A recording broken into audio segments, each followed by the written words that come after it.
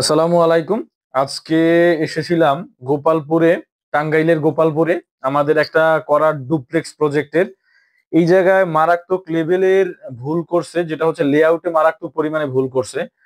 এই লেআউট গুলো ঠিকভাবে না দেওয়ার কারণে কলাম গুলো ফুটিং এর সাথে ফাউন্ডেশনের সাথে সঠিকভাবে ম্যাচ হচ্ছে না, মিডল পোর্শনে পড়তেছে না, একটা সাইডে যাচ্ছে।